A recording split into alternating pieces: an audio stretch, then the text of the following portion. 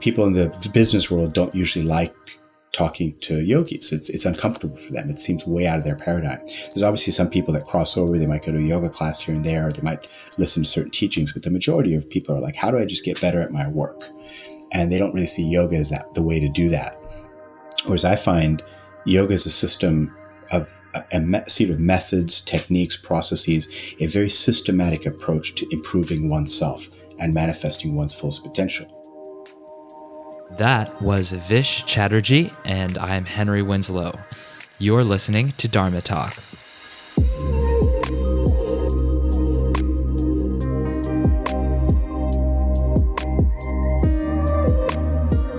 Dharma Talkers, thank you as always for giving the podcast a listen.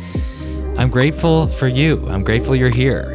Yes, I keep putting my heart into this show for you, but without listeners, there wouldn't even be a show. So you're actually doing me a favor in turn by giving me a platform to have these conversations.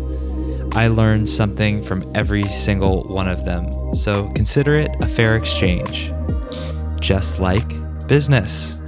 That's my lame segue because this week's guest is a yogi and executive coach who's integrating Eastern philosophy into corporate coaching to change the way business leaders think and operate.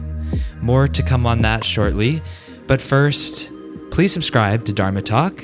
If you haven't done it already, what are you waiting for? Subscribe to the show. That way you get the new episode sent to you every single Thursday. And for those of you who've been listening for some time now, if you haven't already, please leave a rating and review. It really makes a big difference to get the show out there and let more people know about it. Of course, you can also share this specific episode with a friend if you feel like they could really benefit from it.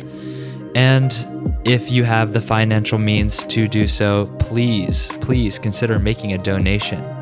It really helps. The show is costly to keep up, and I intend to keep it at a high quality, so every donation really helps.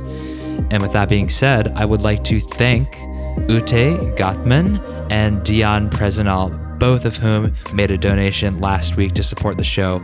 I'm really grateful for both of you. Thank you so much. It really helps. And now I've got a few announcements this week. Do you want to level up your yoga practice?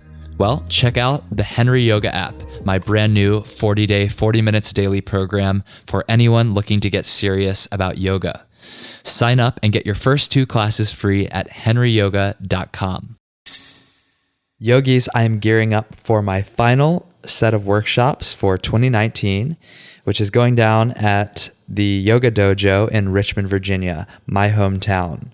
The dates are November 22nd through 24th, and I'll be teaching a combination of rocket yoga classes and backbending workshops that weekend. To get the details for that one, head over to henrywins.com/events and sign up there. Yogis, if you are looking for the perfect way to wrap up 2019 and lay a golden foundation for a beautiful 2020 to come, then please join me and my wife, Veronica Lambo, for our 7-day retreat to Bali. We're calling it Divine Connection because that's our vision for this retreat, that you'll be able to take the time to step away from your typical environment, step away from your social conditioning and your responsibilities, and get honed into the divine light within you. And how do we hope to achieve that? Well, every morning is going to begin with noble silence. This is prime time for self-reflection, self-inquiry, and inner work. Also, we will have a group meditation every day and 2 yoga classes, one more rigorous vinyasa class and one more restorative hatha class. We're going to take care of all the food for you. You'll be provided 3 vegan, plant-based, and refined sugar-free meals a day. And we've also got some exciting adventures and excursions lined up, all included. Basically, we have an amazing experience lined up for you, something totally transformative and empowering. You just have to get yourself to Bali, and then we'll take you through the rest. If this sounds appealing, please head over to henrywins.com/Bali, and you can find all the details there. Now, back to the show. Allow me to introduce my guest. After a successful 20-year career as an executive and entrepreneur, Vish Chatterjee, at the Business Casual Yogi on Instagram, is paying it forward as an East meets West executive coach. He's a certified meditation, Ayurveda, and yoga teacher, and believes the wisdom of yoga offers answers to many of the leadership questions of our day. His insights and experiences have culminated in his book, The Business Casual Yogi, which launched earlier this month. Not only a master of business administration, Vish is also a master storyteller, which really shows in this conversation. He takes us through facing his own mortality while trying to find himself in the Himalayas, which ultimately led to him meeting his lifelong teacher and now collaborator. He shares the life-changing advice that he got from the legendary Kundalini teacher Gurmukh at a Hollywood gathering of recognized yogis. And he talks a bit about meeting people where they're at as a leader and a teacher, which naturally he's had to do as someone bringing an alternative philosophy into the modern Western culture. And finally, he shares what modern yogis, whether they are pursuing business or not, can learn from his new book, The Business Casual Yogi. If you like this episode, if you want to go deeper with Vish, then you can always go to dharmatalk.show and type Vish in the search bar. That's Vish. And you'll find all the notes and links for this episode, including Vish's recommended book. And of course, I've got the running list of every book ever recommended on Dharma Talk. That also includes the books written by the authors I've interviewed. That's online at henrywins.com/books. So if you're looking for your next read, head over there and pick out your next book. Now, without further ado, please enjoy my interview with the Business Casual Yogi himself, Vish Chatterjee. Vish, welcome to the show. I'm so happy to have you on to talk about your very diverse background and all the exciting things you have coming up. So how are you today? I'm doing wonderful, Henry. I'm really excited to be on your show here today. And I've been on a whirlwind of travels, and I'm just home for the day today. And then tomorrow's my big book launch. Tomorrow as per our recording date today. Right. Yeah. So by the time that you are listening to this, Dharma Talkers, the book will be out, and hopefully you'll get a little taste of what you might learn in that book through this conversation today. So Vish, with the book coming out tomorrow, are you in kind of a whirlwind of doing conversations like this and spreading the word? Yeah, in fact, I just came back from a weekend up at UC Berkeley where I gave a talk entitled The Way of the Yogi, Ancient Wisdom for Modern Leaders. And it was not a yoga conference. It was an executive business leadership conference. And what's interesting, in the business sector, there's a lot of interest, obviously, in mindfulness in recent times. But I started to understand there's a lot of interest in spirituality and how that shows up in business and leadership. There's been a lot of talks. I gave a talk at the Greater Good Party here in LA, and all working professionals trying to find more balance and more success and happiness in life, which I believe the traditions that we're all studying here as yogis has a lot of relevance for. Absolutely. I always tend to think that the more we can decompartmentalize our different passions and interests and pursuits, the more true they become. When we fully integrate into all the different aspects of life, that's when things can really be true in the way we express them. So, I think that's a perfect parlay into my classic signature question for this podcast. What does the word Dharma mean to you, and what is your Dharma as you understand it today? Mm-hmm.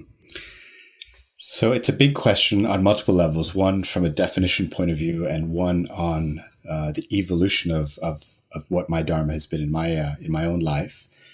So from a definition point of view, Dharma is a Sanskrit word, and it actually has a very broad meaning. And any word in Sanskrit has, it probably takes about 100 English words to explain one Sanskrit word.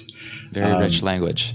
It's very rich. And in Western culture, we tend to just take a word that's from Sanskrit and try to find one word that translates. And that word that we use now in the yogi language is dharma, is purpose. But it's actually much more. The Vedic system, the knowledge system that yoga comes from, believes that we have four aims in life, being, they're called the Purusharthas, and there's basically dharma, artha, kama, and moksha. Artha being, earning an income, kama being fun, moksha, spiritual freedom and liberation. But dharma very specifically is a collection of duties and responsibility that we have in this lifetime. So my definition of dharma is more around the duties and responsibilities that we have. And then those responsibilities include honoring one's life purpose. So I'd like to read just a little passage from my book here where I define dharma, and your listeners might find this very interesting. Please. So dharma in and of itself is the idea of doing things in life that feel natural and easy to you. If an activity intuitively does not make you happy, it is usually a misalignment of dharma. Doing things in line with your dharma gives you the sense that you are in flow, like rowing with the current instead of against it. It includes services that you provide to your personal and professional worlds and to society. It is a balanced sense of duty that comes from a heartfelt place rather than from a forced place. And then within dharma, there are several types of dharma, the main one being the duty to your body, the duty to take care of your family, and the duty to honor inner purpose in contribution to humanity. So if we don't take care of our bodies, we get sick. If we don't take care of our families, we lose our support structure. If we don't honor our inner calling, we also start to fall apart and feel miserable and suffer with all sorts of issues from that. And so honoring our inner purpose is a very important part of complete well-being. But what everybody wants in this life is, can I honor my dharma and earn money from it? And that isn't always the case. For some very blessed, lucky souls, you get to do what you love and earn from it. But for the rest of us, you almost have to have a platform of artha, of income, to support the space to actually honor your inner calling and do it maybe in a different paradigm. For me, I'm very blessed because the two came together. For 20 years of my career, I was a corporate executive in corporate America and an entrepreneur. That was my thing.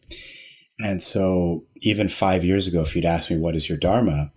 It was to become a CEO of a company. That's what I felt was, providing goods and services to people that make their lives better. And I was very focused on developing products from cars to computer gadgets to software, all sorts of products that I felt, delighted consumers. And I really felt my path was aligned in understanding consumer insight and making the right product for that insight. Through a series of adventures and awakenings and serendipitous meetings with yogis, I've come to realize that my dharma is actually in sharing the Vedic wisdom tradition with the business world specifically. So taking the teachings of yoga, of Ayurveda, of Vedic philosophy, and helping business people find more success and balance and more consciousness in their leadership journey in the business world. Well, I like how when you set up that story, you spoke to the evolution of this understanding of your dharma. And to me, I think that the evolution is in fact part of the dharma, because if you think about it, had you not had that background and that original understanding that your dharma was to become a hyper-powered executive of business, then you might not have wound up in the unique position that you're in to be able to share this type of thinking, this type of philosophy with the cohort of people that you're now influencing.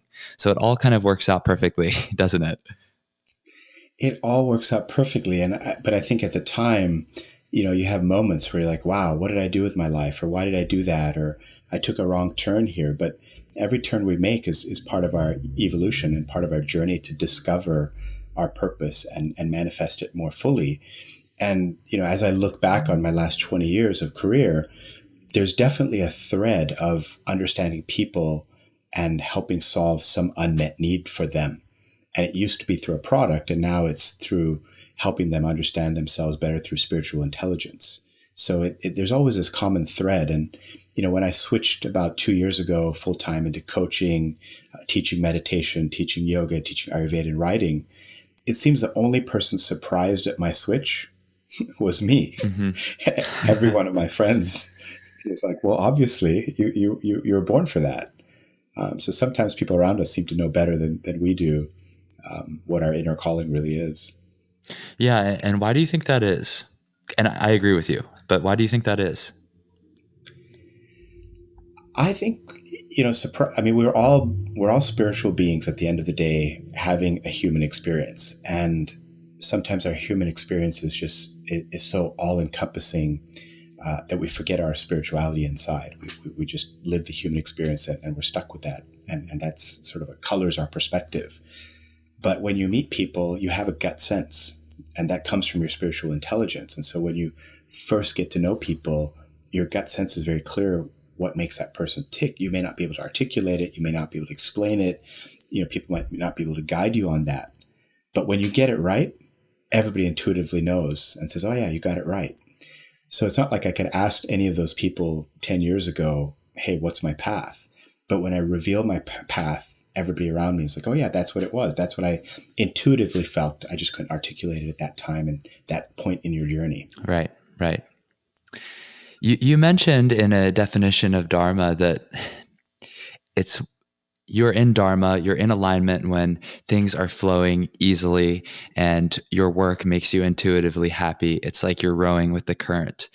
But you and I probably both can agree that at times, even when you are fulfilling your Dharma, there is hard work and sometimes it takes grit. Would you agree with that?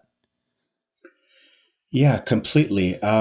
And I think this is a complex way to understand this, Mm-hmm. but if we have absolutely no sense of purpose at all in our lives, what happens is we're sort of getting bashed around by the waves, right? Going through the ocean of life is traumatic. There's waves bashing you left, bashing you right, pushing you off direction. And every big wave that pushes you off course ends up setting a new direction, a new course. And so sometimes you might feel like you're just being tossed around the waves. So having some sense of purpose helps, because at least you've picked a point on the horizon to navigate towards. And so as the waves bash you off course, you kind of know which way to course correct to get back on course. So I think having that longer term guiding light, even if it's an intuitive level and not an articulated level, that's very important. Then along the way, sometimes the bashing of the waves is trying to get you back on course and you're fighting against it. So I found definitely in my business life, I had a lot of, very successful achievements and accomplishments, but they all came with incredible grit, determination, hard work, and struggle, and literally fighting, punching, and kicking the whole way through. Whereas now I feel like I'm accomplishing a lot more, but struggling a lot less. So I'm kind of thinking it's about doing less, but achieving more. Uh-huh. And that's sort of the idea of flow, that yes, you still have to work hard, but you're working hard towards the right direction. And the universe is sort of giving you these guideposts and signs along the way. So it doesn't feel as gritty or as painful. I see. Well put. Well, it's clear to me already that you have a deep understanding of the way that, our personal evolutions fit with the natural course of life. So with that wisdom that you have now, that you're putting in your book and sharing with executives, turn the mirror inward. Take me through the process of how you found this current work that you're doing. Like what was it? Was there a moment that you can pinpoint, or a series of events that took you out of your previous path and onto the current one, even though, of course, they're the same path? Well, I think, I grew up in Hong Kong to an Indian family, and living the expat sort of environment in Hong Kong, we were surrounded by Western culture and Chinese culture. But every morning when I woke up, I saw my dad practicing yoga. That was the one thing he did consistently throughout his life until the day he died. And I used to always ask him, I said, Dad, what is this yoga thing that you're doing? And he'd say, well, it's a very important exercise. And I started to learn from my dad that the reason he did yoga is he wanted to look young. That was his primary motivation. He wanted to be healthy and he wanted to look young. And even in his late 70s, he looked like he was in his 40s. I mean, it's quite incredible testament to the power of yoga. But that was a vanity-based motivation to do yoga, which is fine. But he was also a very philosophical man, and I used to share lots of Vedic wisdom, when we're sitting around in the evening, usually with a glass of whiskey in his hand. But I once asked him, I said, "Dad, I want to learn yoga. Can you teach me?" And he said, "Well, son, this is a very, very intricate science. It's complicated. It's not so simple. And you have to learn yoga from the right teacher. You have to find the right teacher to learn. It's not just something you just learn here and there." And he said, "I'm not really qualified to teach you this. So one day when you get older, you should go to India and you should find a proper teacher." And so that sort of seed was planted at a young age. And when I finished, college, I went to Northwestern, did my engineering degree, and got a job in the automotive industry as an engineer. And I thought, before I start work, I'm going to go to India and I'm going to go find myself and find yoga. And so I went to India on a 3-month, backpacking journey, sleeping in the, railway platforms and hitchhiking rides with people, sitting on the roofs of buses, literally living on, at that time, this is in the early 90s, living on $2 to $3 a day. And I thought the best place to really find my spiritual nature was to go for a hike, go for a trek in the Himalayas. And so, when you're 20, you don't really think about consequences or what could go wrong. And I decided to go on a solo trek for 4 days in the Himalayas. And that is how I'm going to find myself. And as I got on to day 3 of this trek, I was trekking to Rupkund, this frozen lake at high altitude. I got into some pretty severe snow. And the trail got slippery, it got dangerous. And I thought, I'm going to kill myself doing this. I better turn around. And so I turned around, which was a safe thing to do. But then I got very anxious to sort of get out of this situation. I got very depressed and upset that I didn't reach the goal I wanted to. I didn't find myself, so to speak. And as I descended down below the tree line, and this is in the days before GPS, compass and topo map, triangulating off peaks, I got below the tree line and I got lost, completely lost. I followed some random deer trail and ended up lost in the woods. And here I am trying to find myself, but completely lost in the Himalayas in India. And then I thought, okay, here's one way I can make this. I'm going to follow a stream, because if I follow a stream, I'm going to have water. And a stream in India always leads to a river, and a river eventually leads to a village, because in India, villages are always by the river. And so I followed the stream downhill, which was okay, a good plan, until it got really steep. And I got really tired. I was probably 10 hours into this journey now. And I slipped, and I fell about 40 feet, busted my ankle. I think I must have sprained it pretty severely, and hurt my arm, and could no longer put weight on my leg. So here I am now, lost in the Himalayas and hurt, and completely in the middle of nowhere. So it was a journey for the rest of another probably 5-8 hours of just tumbling, falling, getting even more bruised up, leaving my pack up in the mountains there, until I got to a river that I crossed, and sure enough, came upon a village, and the villagers took me in and took care of me for about a week, actually, before I was able to be well enough to even travel. And so, disappointed, I thought, well, why don't I go to Rishikesh? Because that's the center of yoga and meditation, and that's a good place to recover and recuperate. And so, and this is how remote I was. The village had no access to any roads. You had to go out. Basically, you'd either walked out or got out on horseback. And so they hired I think it was more of a donkey. They hired a donkey, and I spent a good 8-hour day on the back of a donkey with my poor ankle banging against the side of the mountain the whole way out. And then took a jeep, and then took a bus for a couple of days, and ended up in Rishikesh. And so through the series of events and adventures, I go to Rishikesh to learn yoga, and I end up at the Yoga Niketan ashram, which is a very, very famous ashram right next to the Shivananda ashram near the Ganges in Rishikesh, at the foothills of the Himalayas. And there, this smiling man shows up in front of the yoga hall, and it's this big yoga hall with this red velvety carpet and these cotton woven mats everywhere. And, I'm sort of standing in yoga class, and this little man, big grin, piercing eyes, and curly hair, comes up and introduces himself as Vish. And I'm thinking, okay, Vish, that's my name. So his name is Vishvketu. I'm Vishwajit. And he only spoke a few words of English. I mean, like he could say, go up, go down, turn left, turn right, breathe in, breathe out. That was kind of the extent of his words. But I just felt such a fascination and affinity for this man. And I spent 2 weeks there in the ashram, living the very austere ashram life and getting my first introduction to yoga. And I guess after getting lost in the Himalayas, I had literally found my teacher, and this teacher ended up helping me find myself. And so that's been a 20-year relationship of learning from him, of becoming a dear friend of his, and he's my dear friend. And now we're collaborating on this book together. Oh, okay. Wow. So that's a full circle. He co-authored the book with you.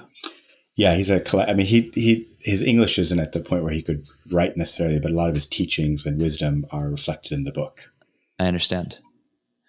So you had this idea to go find yourself, and just at the moment where you thought that you had failed your mission, the steps were revealed.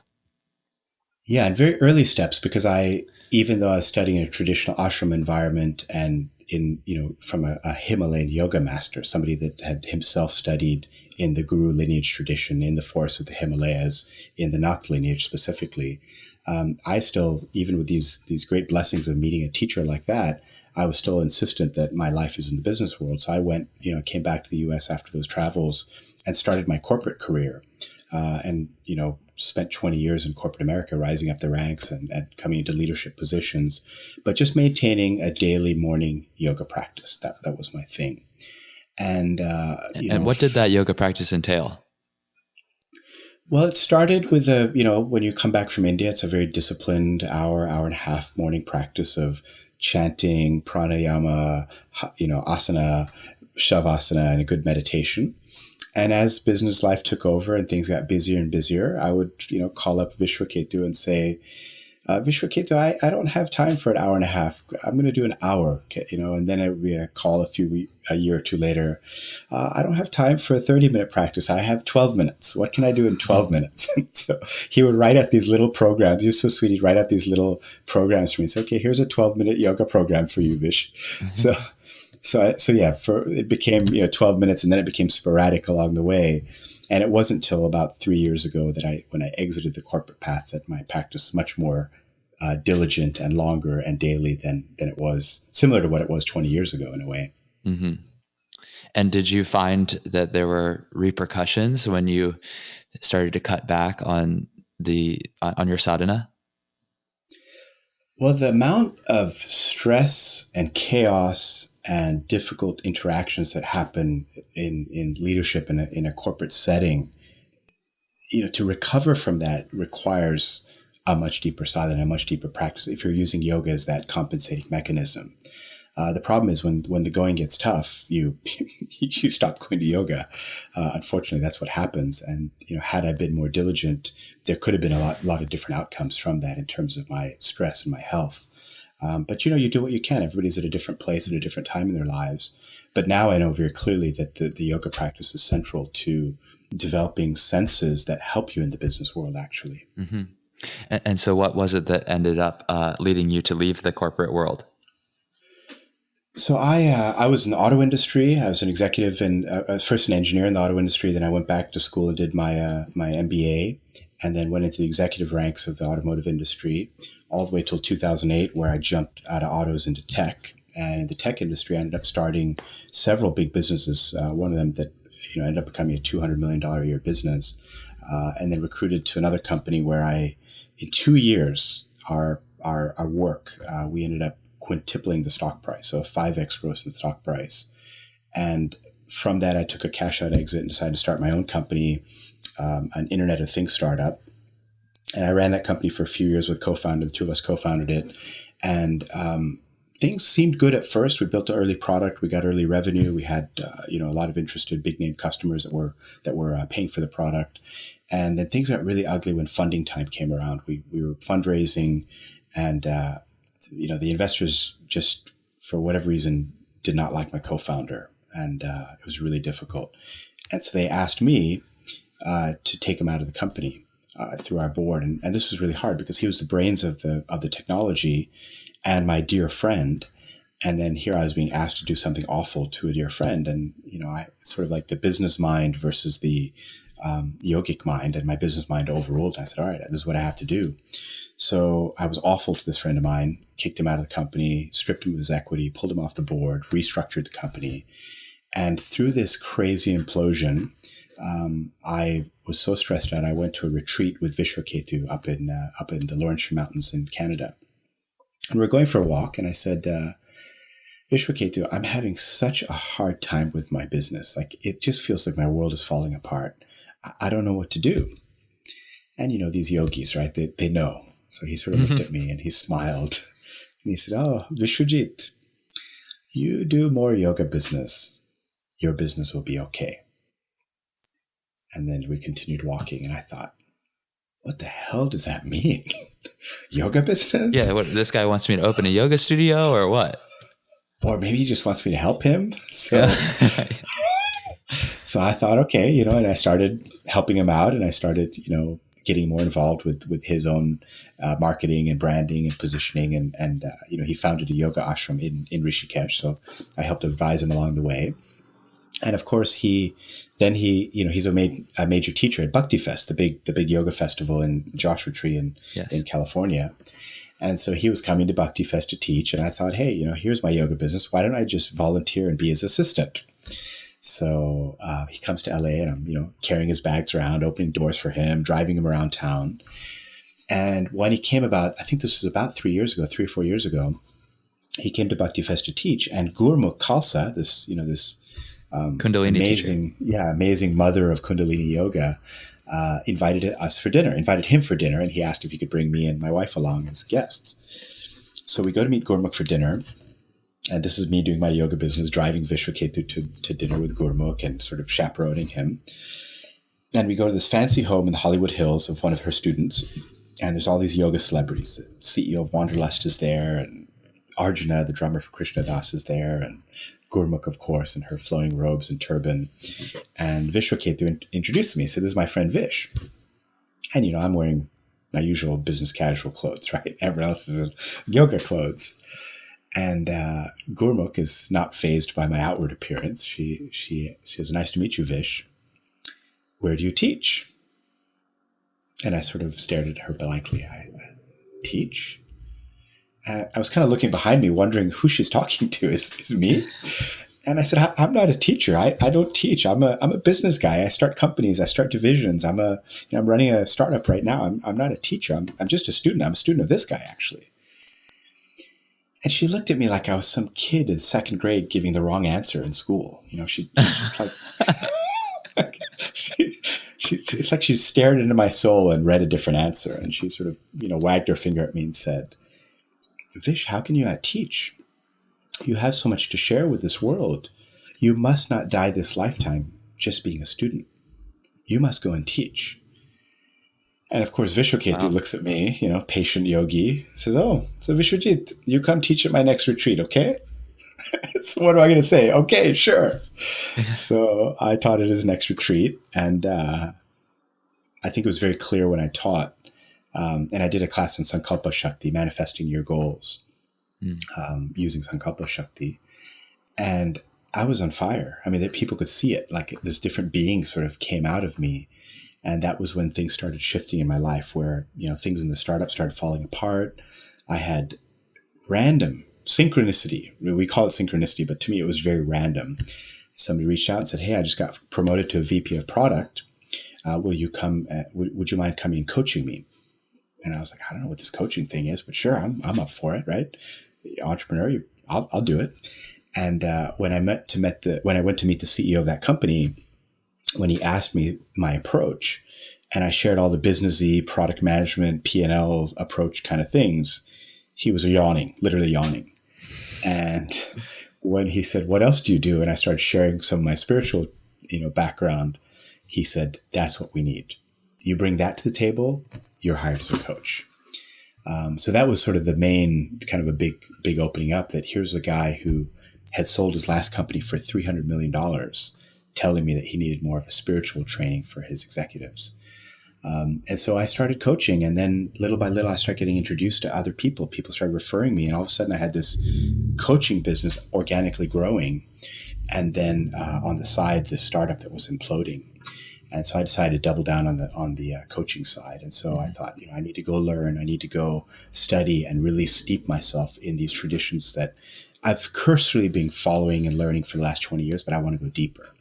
So I first went to UC Berkeley and did their executive coaching training program, which was an incredibly spiritual experience, actually, even though it was targeted at executives and executive coaching. Then I went to the Chopra Center and did their Ayurveda training, and I did their meditation teacher training as well. So I became a certified meditation Ayurveda teacher through the Chopra Center. And then, of course, I went back to India, back to Rishikesh, to the ashram that I've been, helped advise on and sit on the board of. I went as a student, as a sadhak, for a 200-hour yoga teacher training under Vishvketu, which was quite an experience to now come down at the base level. So I go to Rishikesh for having 5 been weeks. his private student, essentially.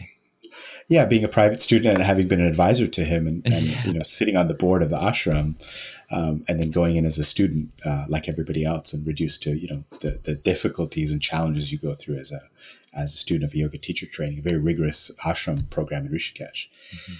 And so, getting up at 4:30 every morning for meditation, and then, hour and 45-minute yoga practice, and then fire puja every morning, and then you get to breakfast, and then all day of anatomy and learning and spiritual knowledge, and, kirtan in the evening, just this grueling 5-week schedule. And 4 days to graduation, I'm going for a walk along the Ganga in that forest area. If anybody knows Rishikesh, there's a hole in the wall by the police station.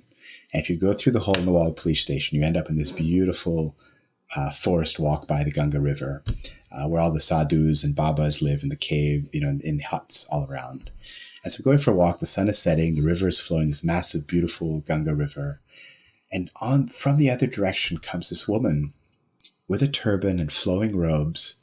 And as she comes closer, it's Gurmukh.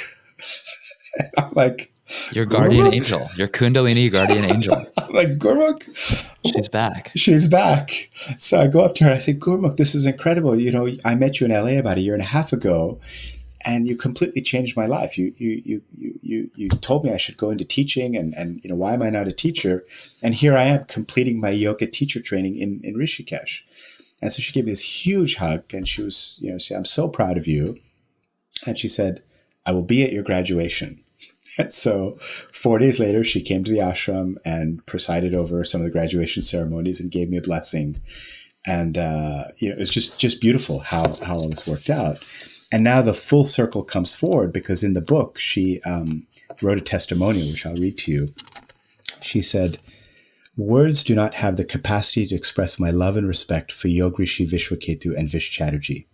They have the ability to bring the heavens to the earth and the earth to the heavens. That divine balance I have felt every time I have been in Yogrishi Vishvketu's class. From Gurmukh. Beautiful. Beautiful.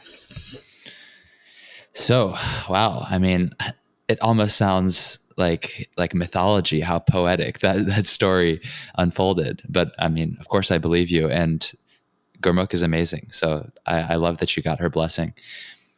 Having learned, at that point that you made the decision to double down on your learning, get official, get certified, after studying Ayurveda and meditation at the Chopra Center, and then going and getting your yoga certification from the ashram in Rishikesh that you had helped to establish, what then does that what then does that do for how you integrate these practices into something that you can package and present to the layperson, or not necessarily the layperson, that's the wrong term, but your past version of yourself that you came from?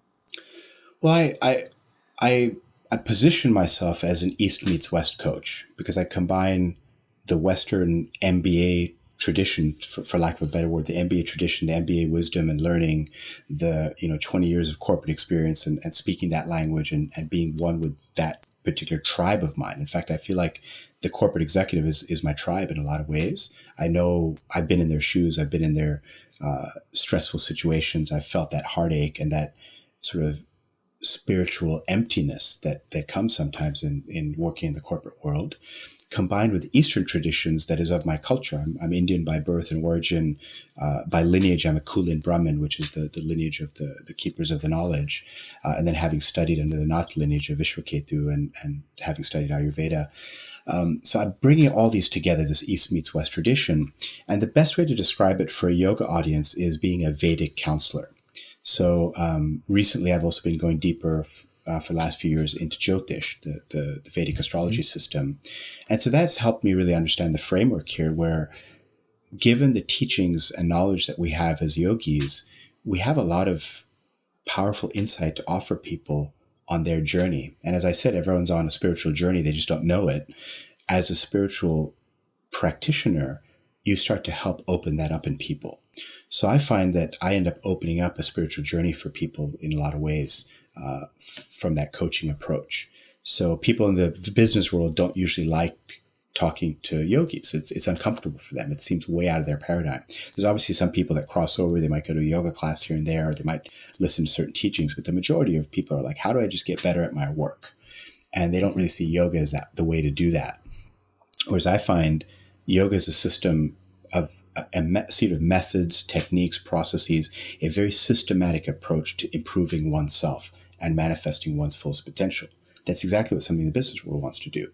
So this technology actually works for them. And so the way I'm able to approach it is to start where they're at, meet them where they're at. So I had a client, for instance, once who's a national sales director for a large medical devices company, and he was struggling with improving sales. So we were looking at margin structure, we were looking at the sales numbers and how to hit targets and goals. Then we started looking at the behaviors of different members of his team and organizational structure, and how to interact with team members better, how to show up in a sales pitch better. And by session 6, he asked me, "Hey, Vish, when are you going to do that stuff with the planets? You know, that stuff you do with the planets?" Yeah, where's my natal chart reading? Yeah. And I was like, what do you mean planets? You know, because I didn't know he had that context. And he said, you know, the friend who referred me to you said you had done his something to do with planets when he was born. I said, you want me to look at your chart? So we pulled up his astrology chart, and there I was with a senior executive in corporate America going through his natal chart and helping him understand the way he sees the world and the way he processes interactions, and what the corporate sales journey, how it feeds into his overall life purpose and life direction, and understanding where the challenges were going to come, the timing of different potential events, when would be the right time to try and get a promotion. So it just all came together from P&L to, birth chart. Yeah. It's very cool. And I can totally see what you mean by that your background, having come from their shoes, essentially gives them the permission to sort of let their guard down and say, okay, I can trust this person. And maybe just maybe my horizons can be expanded beyond what I know now. That's exactly right.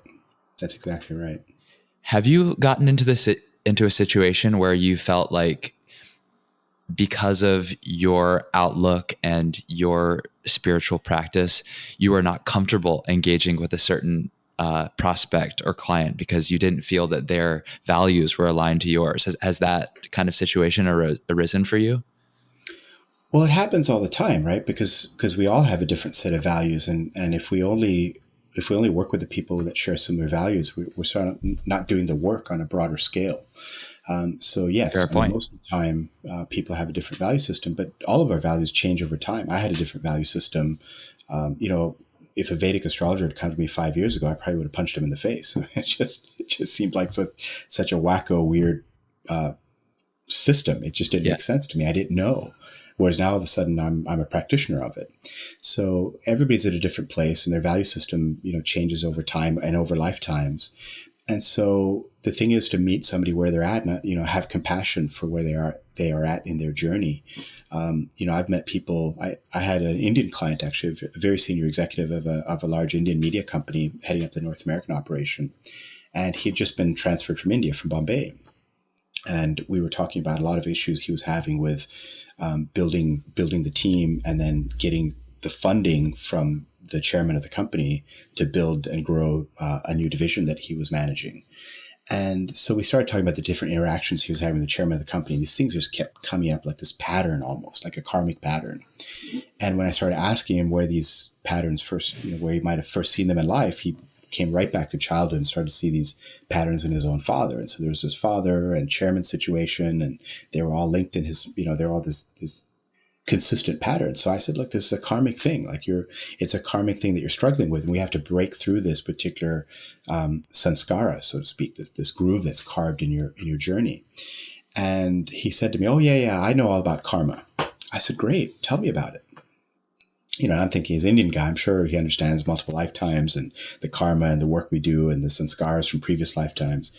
And he said to me, he says, yeah, I believe in karma. It all makes sense. What you do, it goes around, comes around. But the thing is, the karma only happens in one lifetime. He was very specific. He says, karma happens in one lifetime. That's it. So I said, what about He made a point lifetime? of explicitly saying that to you. Yeah, it's all in one lifetime. Wow. Okay. Very clear. So I said, okay, so what about last life? He said, there's no last life. There's no last life. There's no future life. It's just this life. So I said, okay, we'll work with that. I mean, I don't need to prove to him or debate him, the concept of multiple lifetimes. I could just say, okay, if it's in this lifetime, how do we break this pattern? Right. And by breaking that pattern for him, he was able to have more success in his business. And little by little, who knows what understanding he'll come to, but he was able to get to a place of more balance by getting through a block that was showing up for him in his paradigm in this lifetime. And from a broader paradigm, looking at his chart, it's obviously been over multiple lifetimes. Mm-hmm. Mm-hmm. But yeah, you're right. It's like if you are being of service to him, then it serves no one to be so rigid in your belief system that you're not even willing to like meet him where he's at. Exactly. That's what all the gurus do for us, right? When you meet a guru, he doesn't judge us for where we are in our journey. Right. He meets us where we're at and supports us, and he or she or it brings us along on the journey, meeting us exactly where we're at this point of our spiritual evolution. Yeah, that's what it takes to be a teacher, in essence. So let's talk about the book. Who is the book for? What can people expect to find in the book? And let's start with that. So the book is actually for anybody. I would say it's a manual for complete well-being using the Vedic knowledge system, the Vedic tradition as a whole. So what's very unique about the book is it combines Vedic philosophy and Ayurveda and yoga and the complete system of yoga into one book. And I think the inspiration for the book came about when business people would ask me, can you recommend a good book on yoga? And I had a hard time answering that because most of the yoga books out there were either too esoteric or too focused on the physical asana practice and not on the whole system. And if it did focus on all 8 limbs, it didn't bring in the Ayurveda tradition or the Vedic, Vedanta tradition. So trying to combine all that. So I think first and foremost for yogis, this book is, the combination of all the different frameworks and traditions that umbrella the yoga tradition. I think that's the first thing. And to make sure I got it right, I partnered with Yogrishi Vishvketu because he's the voice of the source. Him as not only a Himalayan yogi, having trained in the Natal lineage, but also having done his PhD in yoga, I can almost go to him and ask him any interpretation I have of anything, and he'll tell me, here's where it fits into the original texts. So I think it provides a lot of value for the yogi. Now, the thing is, my credibility is in the business world. I'm respected and known and have achievements in the business world that business people respect. And that's the world that I feel is completely lacking in these consciousness practices. And so we've positioned the book for the business world. And a part of that is in the title, The Business Casual Yogi, is taking these teachings and putting them in a language and a context that makes sense to somebody who is a working professional, somebody who commutes every day back to and from the office, works in a cubicle, has a hierarchy of management structures, trying to improve themselves in their business. We've positioned it for that. So it's the Business Casual Yogi, take charge of your body, mind, and career. So it's targeted the business world, the working world, but the teachings in it are very powerful and I think unique even in the yoga world. And so Vishvketu and I sort of combined that. Me, the MBA with 20 years of corporate America, and he, the Himalayan yogi with a PhD, kind of coming together and offering this wisdom tradition in one volume. Beautiful. I love it. And I echo your sentiments. I can't think of another book that it comes to mind that encapsulates the yoga teachings and the related sort of tangential fields in one plain English book. So good for you and good for you and your teacher for coming together to provide that as a product or service really to the modern professional world and the yogi world. Thank you. Is there one key message or one key takeaway that you would leave our audience with as kind of a taste of the book? And maybe you can do one for potentially the business type focused people and one for the more yoga type focused people. So for the business audience, there was always this idea that, back in the old days of business, who was the smartest person in the room and who could take names and, drive a result. So it was all about intelligence, IQ, and just being a hard driving hard ass. Like that was the skill and the quality. And I came up through the automotive industry. So that was a skill that I exemplified. I was, I remember when I first moved to the tech industry, people used to tell me, Vish, you're hitting all the numbers, you're hitting the results, you're blowing things out of the water, but there's too many people crying at the end of your meetings. Like you can't leave people in tears all the time. Wow. So I had to soften from the auto industry to the tech industry because, it's West Coast California. People are a little bit more sensitive. And the quality that was coming out at that time, about 10 years ago in California, was the idea of emotional intelligence. So you were going from just, intellectual horsepower, intelligence purely, to emotional intelligence. And so they went from IQ to EQ. Mm-hmm. And the next paradigm that I'm seeing coming out today, now, I was just at Berkeley in a leadership conference, cutting edge thinking thought leaders of business, executives from, major companies, you name the tech company, they were there. And they're talking now about spiritual intelligence in business. So we've gone from IQ to EQ to SQ, spiritual intelligence. And I believe the Vedic system is the original integrated system to cultivate spiritual intelligence. So when you take the entire framework together, it's a systematic way to improve your spiritual intelligence. And as a result, you'll be a better leader. You'll relate to people in the world and the universe around you in a better way. But you'll also find a lot more happiness and success and balance. So that's sort of the business side of things. I love it. And for the yogi, I think one of the insights in the book that, as part of my research was I was studying the idea of the upaguru. And there's a guru, which we all have teachers in our lives. But the upaguru, the best way to explain it is the super guru. And the super guru is actually inside all of us. So there is a, innately knowledgeable, insightful, all-intelligent leader and teacher that is inside of us. And that is the upaguru. And so any guru's role is to be a servant to facilitate you to connect to your inner teacher. And I think in the yoga world, what we tend to do is we find a teacher and we ascribe all the intelligence, wisdom to that teacher, and we become subservient to that teacher. And I think what this book is trying to explain and do is tell you, look, the wisdom's inside of you. So use these technologies and techniques to connect to your inner teacher, and that inner wisdom will then flow, and you become your own teacher. And so the book outlines a practice and a method that requires you to just be home and do your practice. It doesn't require you to have punch cards or go to a yoga studio or find a guru or find a teacher. Just do your own work through these series of techniques. So I think that's the message for the yogis is, take back the guru back into yourself. And if you have a guru in your life, test whether they're serving to connect you to your inner guru. Are they facilitating to be a dispeller of darkness in your life? Or are they usurping this position and sort of taking you over in this sort of superior to subservient relationship? So the guru, as a coach, it's funny, I'm a coach, executive coach, and my family in India keeps calling me a guru. They're like, oh, he's a guru in California. And I'm like, I'm not a guru. That's like a loaded word. I'm not some like being that knows all. But I realized they're actually what they're saying, the original translation of guru is I serve to facilitate connection to light in my clients. I'm in service to them. I'm not at a superior level to them. And I think that's the important understanding that comes out in this book is what relationship you have to your inner teacher and to the person you might call a guru in your life. It's beautiful, beautiful words. We all need to find our inner teacher. I couldn't agree with you more. And the tides seem to be shifting. That there was a period of time where we were as a culture latching on to the other as a teacher, but it does seem that collectively the consciousness is moving toward understanding that we all do have that inner light inside. And I think that's what Gurmukh was getting at when she told you, you can't go on your entire life being just a student. She urged you to be a teacher, I think, not only for others, but also for yourself.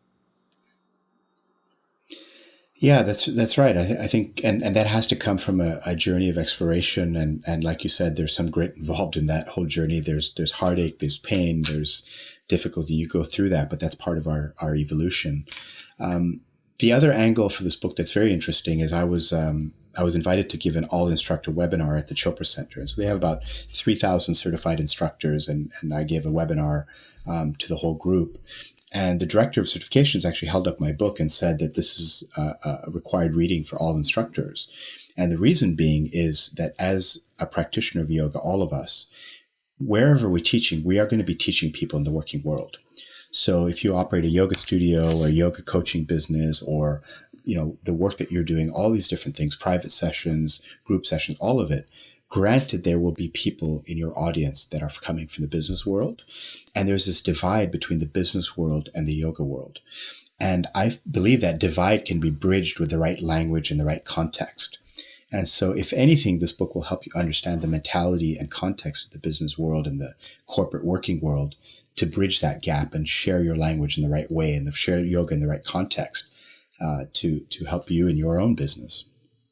Yeah. And then we can all just be a little bit more easily connected with. And that's always a good thing. Right. Exactly. Well, Vish, I think now is the perfect time for us to transition into the final section of this interview. I'm going to ask you 6 rapid fire questions and ask you to answer in minimum 1 word, maximum 1 sentence. This is called the Prana Round. Okay. Okay. Let me take a deep breath before the deep pranic breath before the prana round, right? Bring in all the prana. I heard it. That sounded like a good one. You ready? Yeah. In 1 word, why do you practice yoga? Connection. What's your favorite yoga pose and why?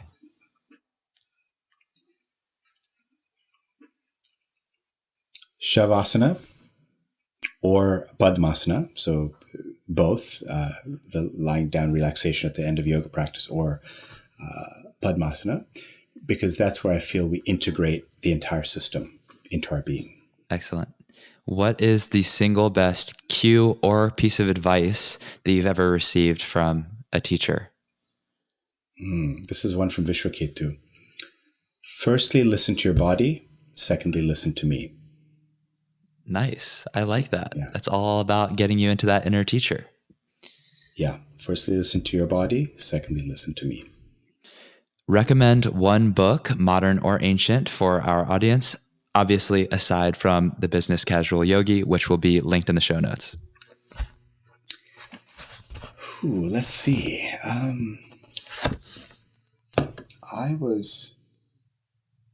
I just have so many books that have inspired me along the way. It's hard to pick one. I would definitely say Autobiography of a Yogi was one of those absolutely life-changing books. Okay. And used to be the first book I would recommend to somebody. It was Autobiography of a Yogi. Okay, by Yogananda. Yeah, Yogananda. Is yoga for everyone?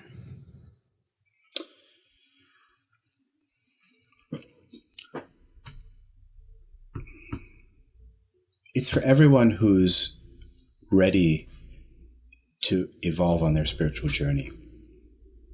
All right. But I don't think it's for everyone. It's, well, first of all, there's different types of yoga. Mm-hmm. So different types of yoga for different people, for sure. But not everybody's ready for that journey. So it's for everyone who's ready for the journey. All right. I like that answer. Final question for you, Vish. How can our audience get in touch with you, and how can we support you in your Dharma? That is so kind of you. I always forget to add that part. So thebusinesscasualyogi.com is the website for the book. That's one place to go learn about the book a bit more. I'm on Instagram as The Business Casual Yogi. It's still early, but I'm building that up. For the business people, I'm on LinkedIn. That seems to be the place I connect the most with my audience. I'm also on Facebook as The Business Casual Yogi. And of course, from any of those sources, you can get through to me. Amazing. I really appreciate you taking the time to share your story with me and the Dharma Talk community. So thank you for that. And I very much look forward to reading your book.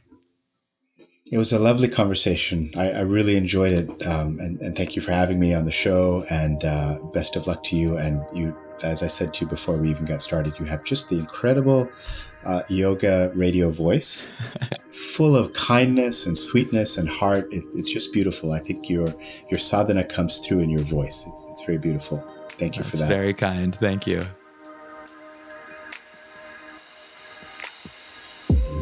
Dharma Talkers, I hope you enjoyed listening to that conversation as much as I enjoyed having it. And if you did, please share it. Take a screenshot, share it on Instagram, and tag me @HenryWins. I love hearing from you about the conversations that make an impact for you. We have the ability to shape the world through our thoughts, words, and conversation. So let's influence the collective consciousness together.